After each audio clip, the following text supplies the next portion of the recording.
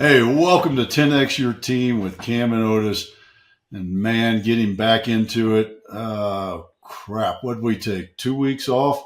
2 weeks Yes, off. I sir. hope everybody the reruns kind of remind me of as a kid, because don't feel like I watch network TV with reruns anymore. Uh, it kind of made me think of those times when you're growing up and you're like, man, it's a rerun. Uh, of some shows you think that, but then there's other shows like when I was a kid, Three Stooges, where they were all reruns, but you know what? Every one of them was a classic. So you would watch it time again. I, I was just thinking, is there such a thing as reruns in at your age, Camden, in y'all's demographic? You know, I hadn't thought about it before, but you were saying you don't watch reruns much on TV anymore. Well, it's because it's all streaming these days, and I binge watch old shows all the time. But that's binge watching now. That's not reruns, I guess. I've got my comfort shows. If you haven't heard that term, Dad, I got my comfort shows I'll throw on. We'll watch those, but I never use the term rerun. So I think you are right. We have those. They do those meetings where they add the weird slang words to the dictionary every year. We got to take that one out. Reruns is done. Take it out of the dictionary. Yep. Just Webster's going to put a big X on that one and remove it from our language, unfortunately. But speaking of language and talking with things and using words, our guest Michelle Kaye is joining us, and we've been talking about this and getting excited about this for at least the 2 weeks that I wasn't recording. We weren't recording shows. How you doing today, Michelle? Doing beautifully. Thank you. Happy to start 2024. Ready to go for it. Yes, ma'am. Yes, ma'am. Yeah. And folks, when you want go back and after you've watched this, and you go back and read the bio and everything, you're going to see that Michelle works with horses. And one of the things that I've always wondered about uh, is how do horses talk to us? Because I hear that, I see that in various things in this sort of woo-woo world. But tell me, how do horses talk to us? Yeah. Horses communicate with us with their entire bodies. They communicate with their body language, with their voices, with their proximity. When you're paying attention, horses can communicate with us in many, many different ways. Even when you're not paying attention, actually, there's certain things you can't miss. When you're at the hind end of a horse and it's backing up to you, you can't really, that's not terribly subtle. You can't really miss that one. But there's some other subtle cues about how close they come to you, about where they're, perfect example, like with one of our participants, there was a horse that walked straight up to him and put his nose in this man's chest. And so the man, his eyes kind of got big, and he was, he wasn't really nervous, but he got a little nervous. I mean, here's this huge, 1,500-pound animal standing in front of him with his nose in his chest. And we just leaned over and said, just breathe. And so as he took a great big deep breath, the horse took a great big deep breath and lowered his head even more in a relaxed mode. And so horses respond to our energy. They respond to our vibe, right? They respond to what we're putting out. So if we're a little bit nervous, they might get a little amped up. Now here's the thing. When people say, well, I heard you're not supposed to be scared in front of horses, because if I'm scared, he's going to be scared. As long as you're honest about it. That's the thing with horses. The difference between horses and dogs is, well, there's a lot of difference between horses and dogs.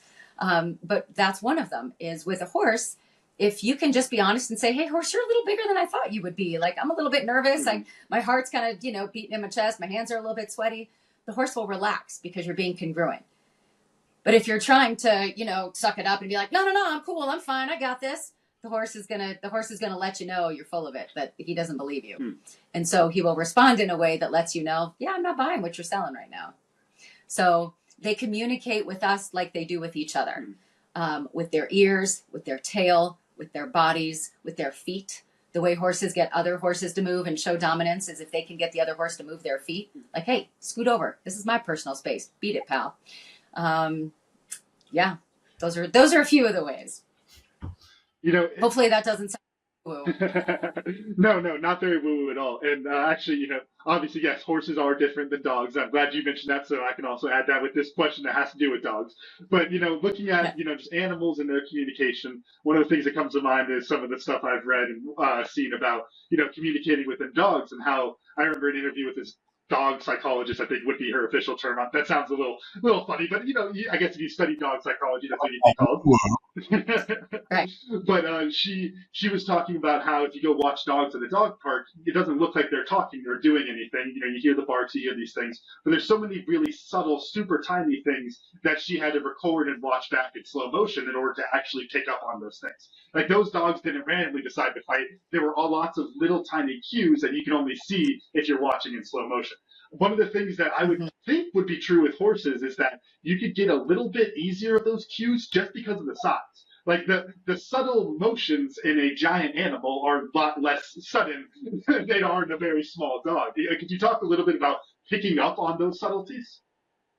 Oh, absolutely, absolutely. So, one of the ways that a horse communicates is with his ears. Like if you've ever seen a horse with his ears all the way back, right, and he kind of puts his head forward or swings his head a little bit, he's trying to give you a subtle cue. Like my one of my co-facilitator Lee Dudley always says, a horse doesn't wake up in the morning wanting to kick somebody. Like they don't wake up in the morning going, what kind of human can I kick today? Right? There are so many, like you said, before the dogs get into a fight, a horse will use its ears. Their ears actually rotate independently. So one of their ears might be listening to us up here, and the other ear might be back listening to something else or checking out one of its friends behind them. They'll also use their head and their neck, right, to swing around. Man, when a horse swings his head around at you and is trying to tell you something, you can't, some people miss it if they're really not paying attention, but it's pretty hard to miss. Their teeth is another one. Like sometimes they'll just be nibbling and kind of tasting you like you're a salt lick and checking you out.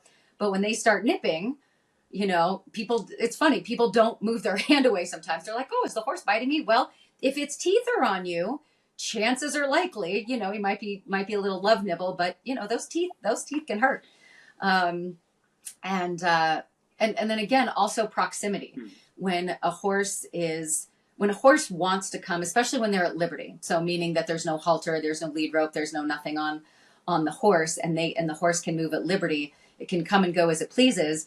It will come into your space when it wants to, and it'll sniff and it'll check you out. It'll stand next to you. And when it's ready to go, it'll go. And sometimes it's really not personal. Sometimes it's not actually about you. Sometimes it wants to go hang out with its friends, or sometimes it's thirsty, or sometimes it's checking out a perceived threat in the distance. But also like watching the dogs at the dog park, you can learn so much from watching a herd of horses hang out together and watching their body language and what they have to say. We can actually learn a lot from horses and watching their communication. And that's one of the things that we talk about with our participants is where can we use those subtle cues of communication rather than coming in and barking at our kids about something? Where might we be able to, put our ears back a little bit, use our physical dominance a little bit, give the human the hairy eyeball, it's like your kids know, and, you kind of give them the look sometimes. Sometimes you don't have to say anything. In that actually in that exact same vein, I was really interested talking about like the therapeutic aspect of just the animal itself. Not to kind of start there, build our way into all the other aspects that you work with. But do you think that there's the fact that there's this big warm animal, and I think that does a lot for people in the same way you're talking about, therapy dogs or other things like that. There is something to be said for taking care of the animal, having this connection with another living, breathing animal.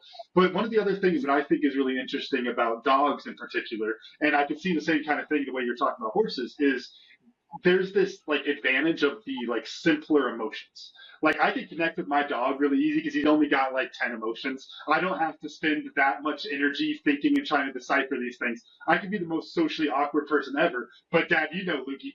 Lukey's pretty easy to understand, right? He wants to sleep, he wants to cuddle, he wants to eat, he wants to go lay outside in the sun. That's it. That's it. I can handle that and I can live with that. And it kind of gives you this nice, like almost like training wheels type thing in that therapeutic aspect. Could you talk a little bit about what that looks like in horses? Yeah. So horses are the prey animals. They're the ones that get eaten. Dogs are the predators, right? So that's one of the big differences is our relationships are different because horses, they're looking for threats. They're more like deer than they are like dogs, right? Because when they sense a if they sense a threat, if they're looking for a reason to run or to fight, that they've got to be pretty vigilant. But here's the cool thing is that once they recognize that something isn't a threat, they go back to grazing. So they're a really good role model for us in terms of, especially, in working with the military and veteran clients that we do and the participants, that difference between situational awareness and hypervigilance. So when a horse goes into hypervigilance, right, ears up, eyes forward, looking at all the things, and they can almost see 180 on each side. They've got one blind spot right in the middle, because they've got that long old nose, and then they've got a blind spot right behind their rear end. But other than that, they can see all around them. So if they've got a perceived threat, they check it out, they sniff, they smell, they look, they sense. And when they sense that, okay, that coyote's already eaten, he's not a threat to me, I'm going to go back to hanging out with my friends or grazing or napping or whatever the case might be. So that's one good example I would think of. And I think also they communicate a lot with each other. Horses get a little jealous of their people sometimes too. Like if I'm loving on one of the horses and I've got a scratchy spot and another horse is like, hey, wait a second, I want to get myself a little bit of that. If he's the more dominant horse, he's going to scoot that horse over and he's going to say, all right, get out of my space, pal. I'm going to get a little bit of love too. So they do have a pecking order of sorts. And they take turns sometimes with dominance, and sometimes the alpha is just the alpha, period. So they're meant to be in herds. I mean, dogs are, genetically formed to be in packs, but there's also a lot of single dogs out there with a lot of single people or, with a family. And herds, horses really do work best in herds. A single horse is a lonely horse. Yeah. So that's interesting. Whereas a dog, a dog and a human can be the pack. Does that mean that a horse and a human can't be the herd? Is that kind of what that? Oh, gotcha. No, okay. So I'll clarify on that. Okay. A human and a horse can be. So like if I'm going out on a trail ride by myself and I'm all good to go and that horse and I know each other, and if that horse and I have trained together and that horse trusts me, we can potentially do that together.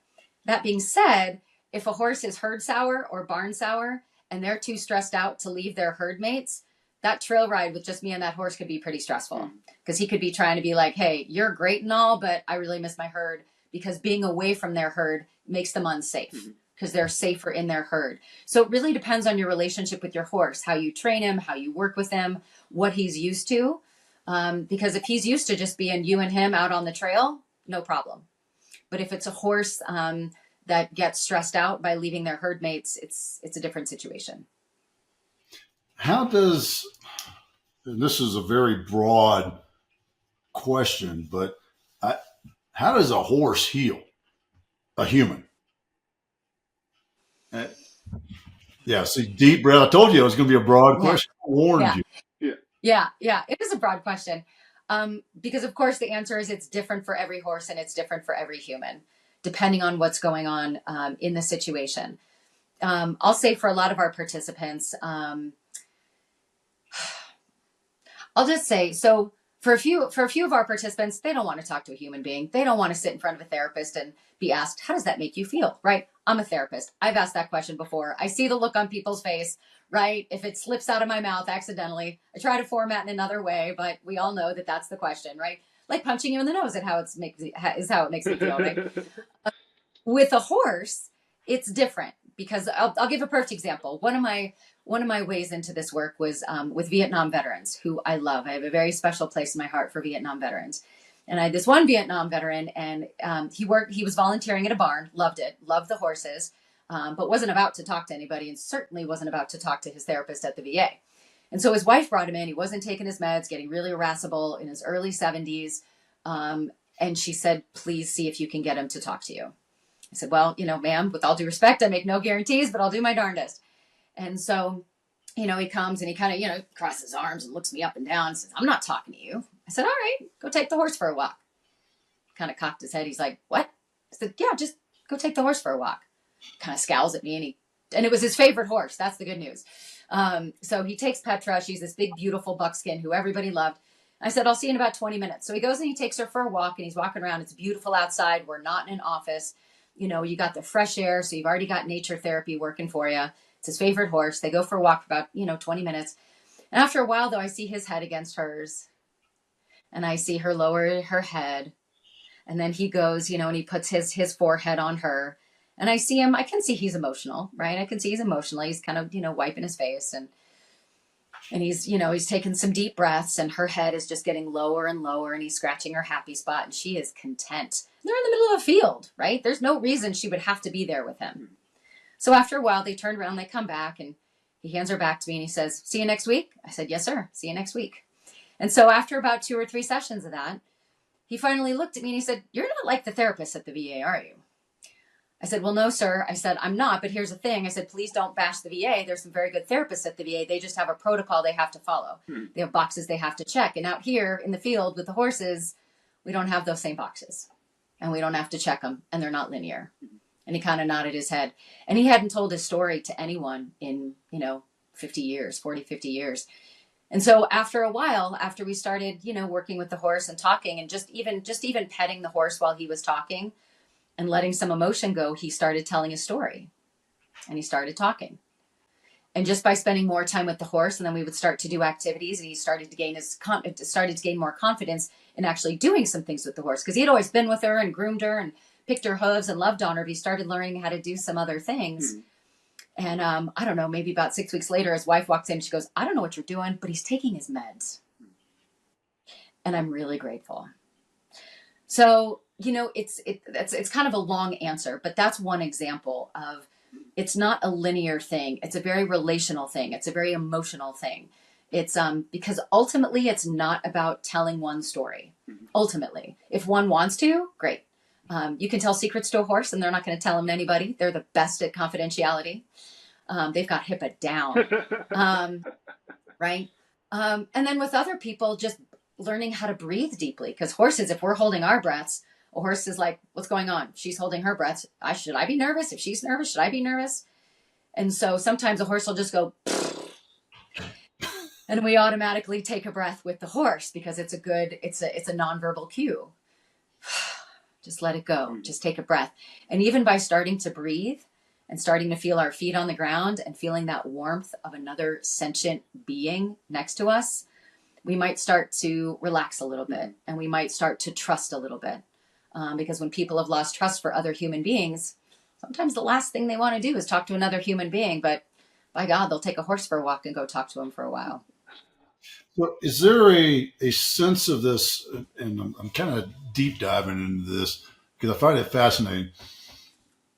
Is there a sense of this, the herd and maybe even the tribe sort of thing that's for the horse it's the herd, for the human it's the tribe, and is that kind of that connection where it's this working together? Because it sounds very different than the therapy dog. Because a therapy dog basically is just a warm lump of hump that lays in your lap. It's like, oh, I feel good now. The horse seems much more emotional in this sense. Yeah. There's one of the reasons, like when people say, because our specific community that we work with is military, veteran, emergency responders and their families. And when you talk about the pack and the tribe, is being able to relate with that, because often, military service member or veteran feels most comfortable in their tribe, in their herd, with their people, in their unit, with people who get them, who, can share a similar sense of humor, who have a similar vocabulary. And so being able to be with the horses in that way, and watch them with their herd, it's just that unspoken sense of connection, of being able to have that tribe and that herd together. I don't know if that answers your question. You want me to go further with that? Well, I'm just fascinated by it because it is so much different than dog therapy, right? I mean, all joking aside, people have therapy dogs and that sort of stuff, and it's really just kind of the slobbery, furry thing that kind of hangs out with them, is near to them, right? I mean, it'll sit, smell, sense some things too, but it just sounds like the whole aspect of a horse is so much different than that, because it ain't going to sit in your lap. You don't want that. Just saying, never had a horse sit in my lap, but I'm going to guess I don't want that Right, to right. happen. Standing by So that, how, yeah. I'm trying to get my head around it because I hear about it all the time. I heard about it from you. That's one of the reasons I wanted you to be on the show.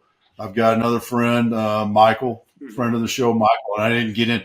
Michael hasn't been to school for therapy, so but we talked about this with him too because he's just kind of making it up as he goes. But it's the same sort of thing.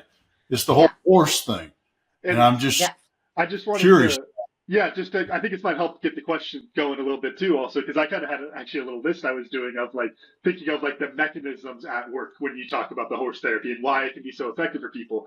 And then, you talk about the dogs, it's that like how I put it earlier, like these simple emotions, warm animal, like it checks that box. Like just so far from what I've heard from you, Michelle, there's the outdoor aspect, the exercise, the breathing with the other animal. Like there's these other pieces that go into it. I think that might be a good way of asking that question, Dad, is what are those other mechanisms that you see with the horse that apply maybe not just in that setting, but just other variables at play. Yeah. So you know that feeling, like, so when you've got a well-trained dog, right? And you get the dog to answer to the commands, sit, stay, roll over, paw, all the things, right? It's really gratifying, right? The dog trusts you, you trust the dog, you're giving a command, the dog is answering it. So multiply that exponentially, and you've got this 12 to 1,800-pound animal next to you with no halter, no lead rope, and you set an intention and you communicate with the horse and you ask him to follow you with no lead rope, without anything around the arena, and the horse goes with you. It's called joining up, right? So that feeling, holy cow, to get this gargantuan sentient being to walk around the arena with you at liberty because he wants to and because he trusts you and he's looking to your leadership, and you've got something in you that horse is like, oh yeah, I want to walk around with that. I want to hang out with that energy and see what that feels like. Man, there is nothing in the world like that, right? To be able to feel that. And no matter where you go, and it's not just people say, oh, well, the horse is trained to walk around in a circle. Trust me, that horse is not going to walk around with you in a circle if it doesn't want to, and you do not have a lead rope on. It's going to be like, peace out. I've got water to drink. I'm going to go rest, right? But when that horse comes with you because he chooses to, because there's something about your leadership and about your energy that he wants to follow, it's gratifying.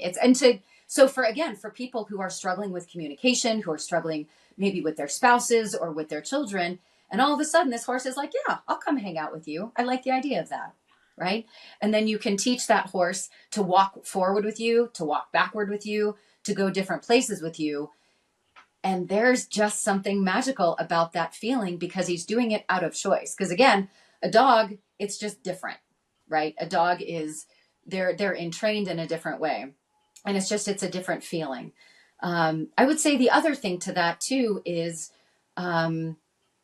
horses, you got to work harder with horses, to be honest, right? A dog is kind of hardwired for a human in a lot of ways. Horses don't have to be.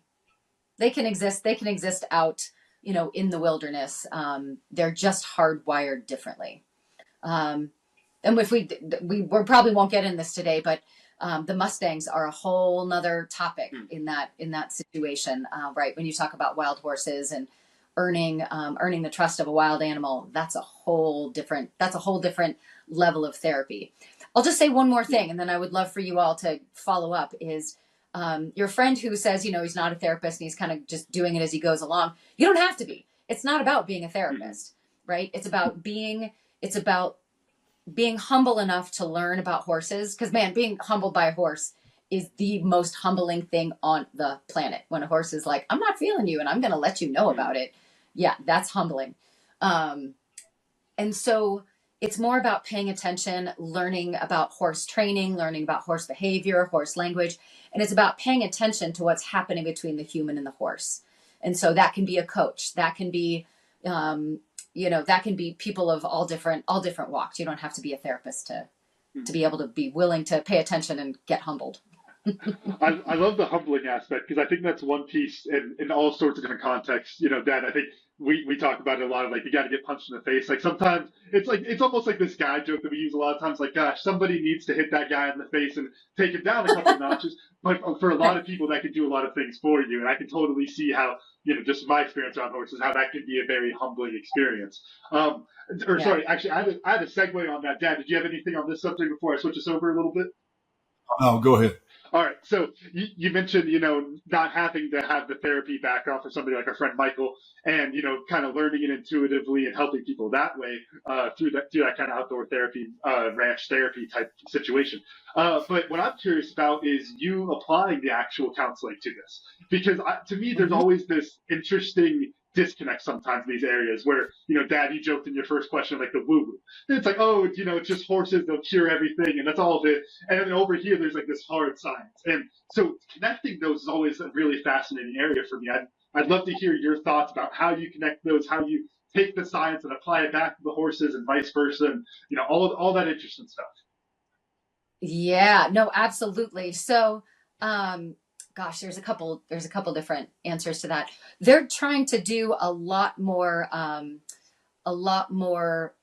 scientifically based studies about how it works. Like the Heart Math Institute almost 20 years ago did a an experiment with humans and horses. They put heart monitors on both the humans and the horses, and because horses, their hearts beat more slowly than ours do, and so they found that by humans spending time with horses, our heartbeats started to slow. Right, so being able to, if we're all jazzed up, right, and we're hanging out with the horse and we're willing to pay attention, we're willing to be present as we're there, and as we start to breathe, our heartbeats can actually start slowing to match theirs. So they're not coming up to where we are. We're going down to where they are to start that relaxing. Like when people say, "Oh, I just feel good around horses. I feel calmer. I feel more grounded." So that's one thing. And they're always trying to do more qualitative studies about the different things, but the joke of the question is, how do you f the ineffable, right? When there's not a lot of language for how things feel. But I was actually just listening to another podcast which I would highly recommend. Her name is Lisa Miller. It's on the Rich Roll podcast. She's a PhD. She's a neuroscientist, and she's talking about the neuroscience of spirituality. And I just was listening to this over the last 2 days. And so I'm almost done with it and I can't get enough of it. I'm going to like automatically listen to it. I literally just listen to it again because she talks about that feeling with children, with animals, that animals are paying attention to us. They want to know if we're a threat. Well, I'll just go with the horses since that's what we're talking about right now. Horses are sussing us out. A lot of people who are scared of horses, they think the horses are the threat. Not so, my friend. We're actually the threat to the horses. Our eyes are on the front, right? We could eat them. That's not generally our historic relationship with horses, but people eat horse meat. It's a thing, right? Or are you going to capture me and are you going to take me away from my herd? That's the other thing they want to know. Because if you're going to capture me and take me away from my herd, I'm going to fight you. I'm not going to make this easy for you. So by us learning their body language and them learning our body language, right? How do I want to say this? We take, especially in a therapeutic relationship, we're going to take what we learn with the horses and we're going to take it out into our personal relationships. Because you asked about the therapy piece of it, right? So when we're paying attention, like one of the big questions we'll ask in our groups when something meaningful happens with one of the horses, we'll always ask, is that happening anywhere in your life? And that's when the tears start. So like, for example, we were doing a lunging exercise with one of our veterans. And, he's this big guy, right? He's all tattooed and he's like 6'2" and he's a refrigerator. And he's doing this exercise with the horse where it's called lunging. And it's using your energy and your communication to train the horse to go around in a circle. And it's all about pressure and release. And it's about intent and it's about energy. Because if you don't have the direction, the horse doesn't know which way to go, like where you're trying to get him to go. And if you don't have enough motivation on the hind end, he's just kind of puttering along and he's not, it's not going to be a very smooth exercise. Well, he gets in there and he sees everybody else doing it and they've got it and he's all excited to do it. And it's a big horse. It's Clydesdale, right? And she's huge. Like her head's like a dinosaur. She's gargantuan. She doesn't move if you don't if she's not feeling it, you can't get her to move. But once she's feeling you, right, and you've got that relationship and that communication, she'll do the exercise. And what he recognized was that he was putting on way too much pressure with her. And we're talking about like he's standing at least 15 feet away from her. So we're just talking about physical energy pressure, not even energetic pressure, not physical pressure. And she started kind of, running around and kind of bucking and kicking a little bit. And he was like, what's going on? And he recognized, and he just stopped and he went, oh, this is what's happening with my 16-year-old. I'm putting too much pressure on him. Wow. Right?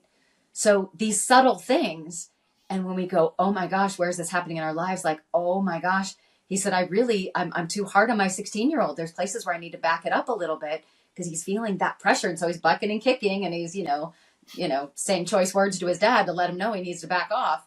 And the same thing, that's what the horse was doing. And when he learned he took a couple steps back, he took a breath, he softened his body, and he asked the horse in a different way and got her balanced out, her front end and her hind end.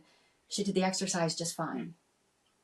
So he was recognizing that it was his impact and this horse is probably closer to 1,800 pounds. I mean, she's huge. And so he was recognizing, like, if my energy this way can affect this 1,800 pound animal, how's it affecting, my 170 pound, 16-year-old son? And that was a huge aha moment for him. And so it's not about the horse training per se, but it's about taking that lesson that they're learning in the activities and then taking that back to their homes, to their spouses, to their kids, to their coworkers, to their communities. That raises a really interesting question, and this might not be very answerable, so I'm aware of where I'm going with this. But what that almost sounds like to me, and I've thought about this before, just when it comes to a lot of just like personal philosophy and, self-improvement type of things when you talk about emotions and that kind of stuff, is you tend to see what you need to see in a lot of ways. If you are dealing with something, then you are going to see that and you're going to analyze it that way. I almost comes to mind like these horses, and maybe you can say the same with dogs, and that kind of is the simple emotional aspect that we're able to reflect our own personal emotions and make them more complicated. It's almost like a Rorschach test. Like, it's like, the animal's upset, and I'm just like, gosh, it's probably because I'm fighting with my wife at home. It's like you clearly are holding that in and just projecting it out. Do you think there's any truth to that? That it's like, this Rorschach test, I guess is the best way to put it. Yeah. No, that's a good way to put it, is you're going to get out of it what you're going to get out of it. Because all the people watching him, they got out of it what they needed to get out of it. Right? Is whatever. So, one person might have said, oh my gosh, that's what's happening with my spouse. Right? Is that we're having this relationship where we're, putting too much pressure on each other. Someone else is going to see it and they're going to think, and actually this was one of the feedback, is he was a very well-respected member of the cohort. And so one of the other members just saw, like, because he had a much easier time with the exercise. And so it was good for him to see someone who, in the military world would have outranked him, is a leader, someone who he really respected and admired. And so it gave him, it just made him feel more, it connected him more with his humanity, right? And with his compassion, right? Because there's not one of us that doesn't have something going on in our families, in our lives, in our relationships, with our businesses, right? And some people are able to, act really confident, pretend like nothing's going on. But we know, right? Intuitively, the animals always know. They always know something. So to your point, people are going to get out of it what they need to get out of it. Can I give you another example just because it's a really good one? Yeah, please. Okay. So one of our cohorts, so we work with the Marcus Institute for Brain Health. And so they have a 3-week intensive outpatient program for veterans and first responders with PTSD and TBI. So we get them, and they do everything. They do art therapy, group therapy, physical therapy, nutritional therapy, individual therapy. It's awesome. And so we're their equine therapy. So we get them for a whole Saturday. I just love it. And so this cohort comes in, and this guy who had done rodeo, right? He knew horses his whole life. He knew everything about horses. He comes swaggering in. This is his favorite day, right? Because he's swaggering in. He's got the belt buckle. He's all ready to show everybody how it's done, right? And he'd been talking it up. He's like, oh yeah, I love the horses. And, so everybody was kind of looking to him to be the horse whisperer guy, right? So he comes in, all swaggery, charming, good looking guy, whatever. He comes in, he starts petting on the horses. One by one, they start walking away from him. Well, they find it, he finds their scratchy spot. He finds their happy spot. They kind of lean into it for a second. Then they're like, all right. And they'd walk away. And little by little, and this is in the first 30 minutes of the day, And, so it's like, and he's kind of looking around and, people are, they're seeing what's happening and they're kind of glancing over like, oh, shoot, because they see him starting to respond. Like he's starting to get embarrassed, right? And he's starting to feel chagrined because these horses, literally, these mares, one by one, were like, nope, I'm not feeling you. You walk away from him. And so he just goes, ugh, and he storms across the arena, sits down on his rear end, on the dirt, arms crossed, total pout mode. And we're all like, oh, snaps. Okay. So we give him a minute to breathe it out, right? The rest of the guys are doing their thing. My co-facilitator is taking care of it. So we give each other the eye. I walk over there and I sit next to him on the ground. And I was like, so what's happening? And he goes, they're all walking away from me. They don't want anything to do with me. And I just kind of nodded inside and said, yeah. And we just kind of sat there in silence for a minute. And he looked at me and he goes, that's what's happening with my family. They don't want anything to do with me either. And he just lost it. He finally just lost it and just started crying and being emotional and feeling it. So we just sat there. And talked it out for a bit. And, and just let him feel what he needed to feel. Because he came in, because he's the horse guy, right? He wasn't going to have to emote. He wasn't going to have to drop in. He was going to have to just, be there and be the cool guy with the horses. He wasn't going to have to actually feel anything. Right. So I said, are you willing to take this back to the group and let him know what's going on? He's like, hell yeah. So he comes over to the group and he's, and he's waiting for his turn to talk. I kid you not, like you guys, I'm not even making this stuff up because you can't, because you don't have to. The horse, who was the hardest one at the time, she was the one that was not easy to charm. As he's talking, she comes and stands right behind him and he doesn't realize it. And he's talking to the guys and they're starting to snicker because they see this horse behind him and he doesn't realize she's behind him. So finally someone's like, dude. And he kind of points and he looks at her and she's behind him. He's like, oh, and he kind of smiles and he kind of wipes his tears. Right. And he starts to, and she kind of comes over to him and he starts to pet her and she didn't want to be pet. She stepped away, but she stood by him. She stayed by him. So all throughout the day, she stood near him, but she was like, I don't want your charm. I don't want you to find my happy spot. I'm here to have your back and to be with you while you're here if you're willing to be authentic and drop in and not be like the cool cat who knows my scratchy spot. Because the minute he would try to pet her, nope, she'd shy away. Like, that's not what we're here for. So I don't know if that really answers your question because it's hard to answer those questions directly, but like these are the things that happen that are so impactful. And then these are the things that people then can take back into their lives and reflect upon and utilize. And have a different language to be able to do it with. I'm really curious to completely change the subject. Is what got you into this whole therapy life profession? There's the word. Lord, yeah, I think we need a whole nother podcast for that one, Otis. I'll give you the bottom line answer to the best of my ability. I started working with horses when I was 6. And I got to be with horses every single summer and they saved me. That was all I wanted to do. I would at summer camp, I would ditch the other activities to go hang out with the horses and just be with them and, groom and feed them and muck stalls and pick hooves and just watch them. And then as I got older, I became a wrangler at a camp, which means that I got to be the studly studette walking around with my boots and jeans and thinking I was all that. Cause wranglers, man, we're a piece of work. We think we're all that. Cause it's just fun, right? To be able to work harder. Our joke was that we work harder and we play harder than anybody else. And so I would stay back with the kids who were scared. I was 16. What the heck did I know? But I knew enough to know that if the kids didn't want to go out on a trail ride because they were too scared, I would stay back and just teach them what I knew about horses, about how to relate with them and how to make friends with them and how to earn their trust. And so that just became what I did. And so by the end of the summer, they'd be galloping across the meadow with everybody else. And then I went into education and I was a teacher for a long time. I was a teacher who counseled. All teachers counsel, all counselors teach. So after a while, I decided to go back to grad school, became a counselor who taught. And by then, equine assisted therapy was becoming a thing. Like it was becoming a certification and there was more and more being known about it. And it was being, systematized and, structured and all that. And I was like, oh my gosh, I've been doing this since I was little. This is a thing. You can get paid for this. You can get certified. Count me in. So I started getting in more and more into the horse work. And I worked with at-risk youth for about 20, 25 years before I started working with veterans. And I met one of my best friends to this day actually at a certification. And horses saved him from the dark end of a shotgun. And so he got all up into the horses and all up into the training. And after we got to know each other through this training, he looked at me and said, "Have you ever thought about working with veterans?" I said, "I don't know a thing about them." I said, "Why do you ask?" He said, "Because you've got the Constitution for it, right? Because I've been working with all sorts of people, right? It takes a certain Constitution." So I started looking into it, and I started volunteering with a couple of different organizations, and I fell in love with the community. And I was like, this is what I want to do with the rest of my life.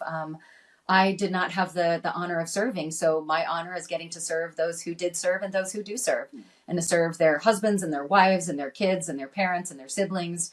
And that's my way to give back. And so I became a military family and life counselor. It's called an MFLAC.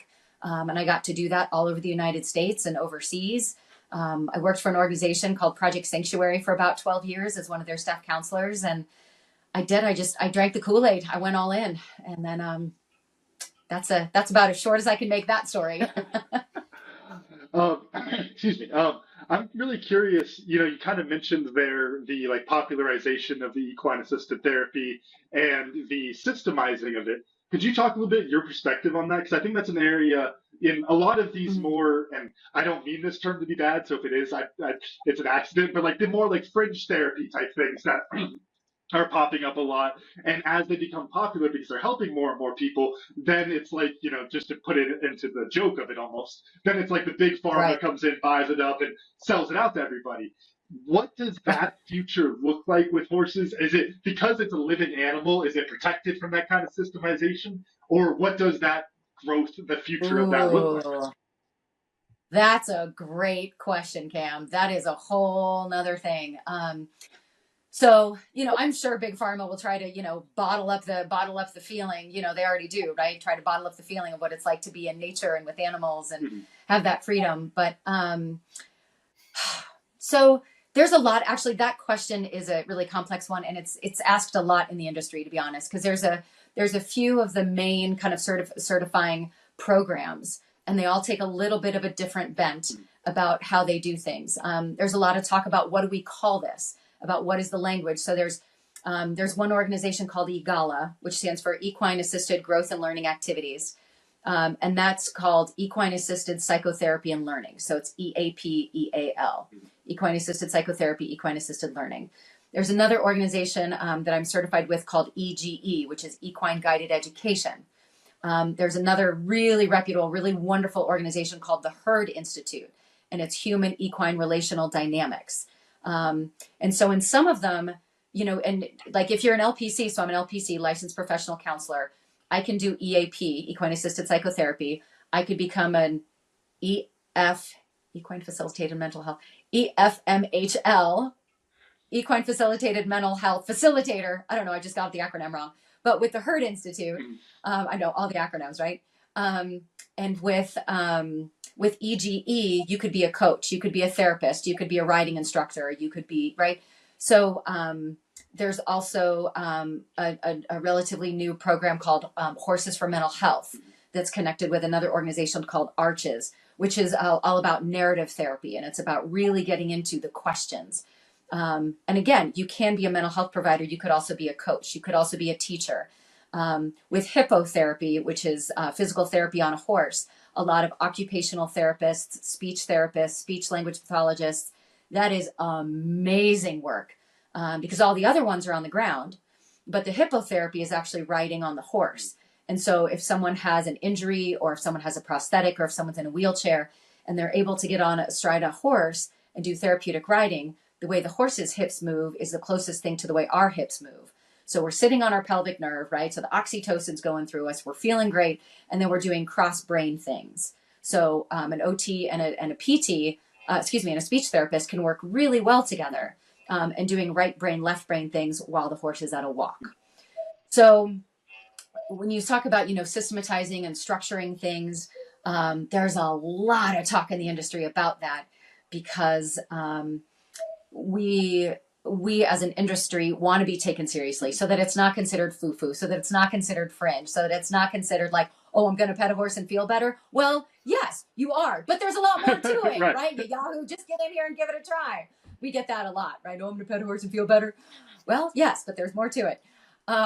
So yeah, that's kind of like the answer, light, LITE. But there's lots of people in the universities that are doing studies, right? That are trying to get some numbers on paper for people, because of course, people always want to know, so and so, 85% of people felt an increase in their satisfaction, in their life satisfaction after completing this program, and X amount of people felt this much better and able to communicate with their spouses better after going to this program. So we're trying to do things like that because it's just so rewarding, and it is so, it's like art therapy, right? How do you put numbers to art therapy? How do we know it works? Because we know, because it does. It just does. And so we're trying to all get better at being able to put that to language that people can also understand and be able to get behind, especially when it comes to funding and donating, and being able to prove that what we're doing is actually working. Love that. Yeah. Which is what everybody wants in the end, right? I mean, right. the people who are donating the money or paying for the therapy, whatever it is, what's the tick mark? Where's my data? How am I measuring? And, before I sign up for it, well, what's your success rate, right? So I'm going to pet a horse and feel better, right? Right. That's right. Well, and like you say in your TED talk, like, I'm the only one who can grade me. I'm the only one who can really know, did I get something out of today? Because I can stand back and say, oh my gosh, that was so powerful. Here's what happened, and here's what I saw the horse do. And if someone doesn't feel that, right, doesn't matter what I say, I can see all sorts of things. So when a person, perfect example, we had a group out a couple weeks ago that really, it was a peer support team. And one of the chiefs, he was a little skeptical. He was like, yeah, I'm not quite so sure what I'm going to get out of today, but I'm here and I'm open. And he was probably one of the 2 or 3 people that got the most out of it, because he said, Michelle, I didn't know what to expect out of today. He said, this far exceeded my expectations. And he said, I don't have words yet. He goes, I just know that today really mattered. Right. So eventually when he gets some words, I'll look forward to hearing what they are. But to even have somebody, right, somebody who is of rank and of stature and who runs a peer support team for a large fire department, to have him be able to drop in and see how it affected his teammates, and to have him also see how it affected him, man, that's the money. That's where it is for me. That's the reward. I love that. I just wanted to add, before you go, Dad, I just wanted to add, that reminds me of Frank Knight, an economist, talks about this, where as you're working to connect this theory and these things that we all know to be true, but you can't really measure, not quantifiable, all these different things, that it still helps to have that. Like, just because you can't perfectly put that in the bucket and say it is this effect and it does this thing, doesn't mean you can't use it, doesn't mean you can't talk about it, doesn't mean it's not an effect out there. Just because you can't measure the effect doesn't mean there isn't an effect. So I just wanted to add that, because I think that's a great way of looking at a lot of these things. I'm going to quote you on that, Cam. Perfect. There's truth to that, and there's truth to that even in what we do at Driving Purpose, right? I mean, how do you measure more effective leaders, right? Do you measure the bottom line at the company? Do you measure, a percentage of people that are happy? Do you measure the retention rate? All these sort of things. Yeah, you can, but is that really measuring true leadership, or are those just data points, right? So to say, hey, I feel better at the end of the day, I can picture the person at the clipboard at the gate going, all right, on a scale of 1 to 10, how much better do you feel? Right. So everything can be quantified out there, Mr. Economists and statisticians. So let that. So, and speaking of quantifications of what I learned, and those are always in different qualities and quantities. But I will tell you that the thing I thought that really struck me was the joining up, because as we're describing that, the horse coming to you and standing with you, it reminded me, I had the opportunity to visit a retired thoroughbred ranch when I was out in Kentucky last fall. And it was really interesting. Even though we had food to give to the horses, there were a couple of them that looked over there at you and went, "Nah, I don't like some over here. This piece of the grass right here is much nicer than that snack that you got over there." So when you said that and that whole thing about the horse following you around, it just brought back that image of these horses and this beautiful. Oh my God, it was beautiful out there. And how they would just, some of them would come up to you, even though you had food, and there'd be others that would come up, get their bite to eat, and they'd be like, "I'm out." It's really an interesting thing. And now that we've talked about this, I kind of want to go back there and watch the horses and the people again, because it would be a whole nother level of understanding. So that joining up was something for me. Cameron, how about you? What'd you learn? I actually had a little bit of an epiphany. So, Dad, you'll probably remember this story. I'll tell it briefly. But when I was working on, when I'm blanking on the name of the ranch, but the Guthrie Ranch and Monument that I was mucking stalls for. Michelle, I think we joked on our podcast pre-call that is one of my longest standing jobs was mucking stalls.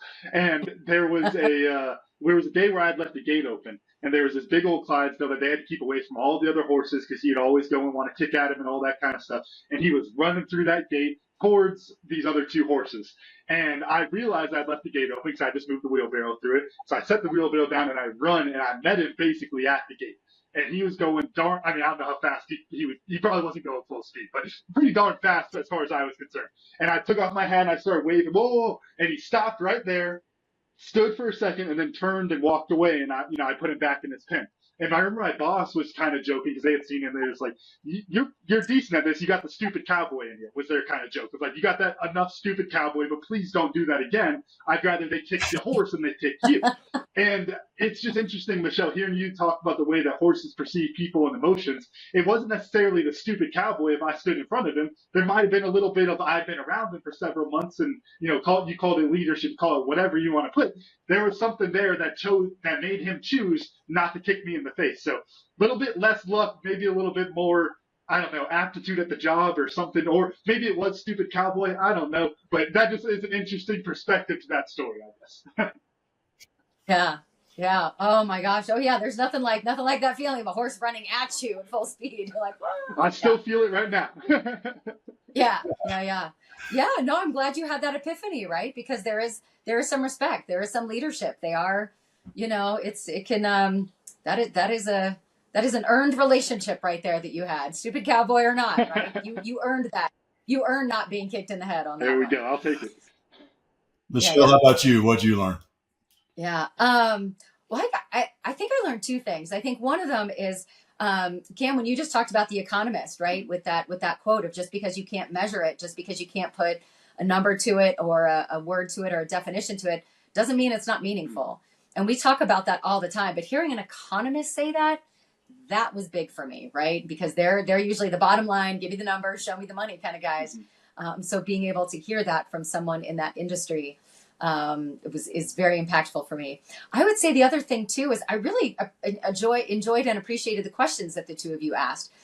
Just being around this for so long and knowing horses the way I do, it's always refreshing to me to hear intelligent questions being asked, and being given the opportunity to be able to really talk about it and how this stuff does work. So I also appreciated just being able to get behind the McGregor mind and hear what those were. Yeah. Behind the McGregor mind. That might have to be a spinoff or something. There you go. Off show. That's it. Behind the McGregor mind. That's on the dark web. Yeah. Dark, let me tell you. Michelle, how do folks find you and learn more about Operation Equine? Yes. Please come to the barn. You don't have to go all the way to Kentucky, Otis. Come to Praying Hands Ranch, which is just in Parker on Hilltop Road. And so we're going to be doing a lot more programs out of Praying Hands Ranch this year. So Operation Equine serves at Praying Hands Ranch. And then we also serve at Allegiance Ranch and Rescue, which is up in Erie. So we have the good fortune to be able to work with both of those barns. And our website is operationequine.org. We're about to switch hosting hosts. I don't know, whatever you call it. So our website might be in a little bit of flux and flow over the next couple of weeks as we get that moved over. My email is just michelle@operationequine.org. And to be honest, if I'm being really honest, sometimes my email inbox gets a little rowdy. And so if you don't hear from me in a reasonable amount of time, shoot me a text. It is the fastest, most efficient way to reach me. And should I give that number here, or should I put it on the screen? What do we do? I don't even know. It's up to you. Right. Want to include the notes. Some people do, some people don't. Yeah. But it's on our website. All our contact information is on our website. But we'll probably be doing some demo days down at Praying Hands Ranch this year. So, just having an open house where people can come and meet and greet, meet the horses, and walk around the ranch and get an idea about what it's like. And then we'll also be offering some new programs this year, which will be on our website, on our Facebook page. And if my board has their way, on Instagram this year, as long as somebody helps me run it. There you go. Yeah. I'll empathize with you there. Keeping up with all those different channels is not. Need to clone myself, although that would be dangerous. Yeah. Well, Michelle, it has been a lot of fun, and we really appreciate you taking some time out of your day and away from the horse. Unless there's a horse like right there. Right behind me. I wish. Yeah, not yet. Not yet. There will be eventually, but not yet. No, and thank you. I really appreciate the two of you and taking the time to reach out and have me on your show. It's a blessing. It's a great way to start off the year. Camden, run us out. All right. Thank you all for listening to today's episode of 10X Your Team with Cam and Otis. And a special thanks to our guest, Michelle Kaye, for joining us today. Remember, you can watch full episodes of the show on YouTube at 10X Your Team. And if you enjoyed today's episode, please make sure to pass along with other lifelong learners in your tribe so they can enjoy it too. Follow us on Facebook, Instagram, and LinkedIn. As always, the full archive of episodes is available at www.10xyourteam.net. Thanks again, and we'll see y'all next time.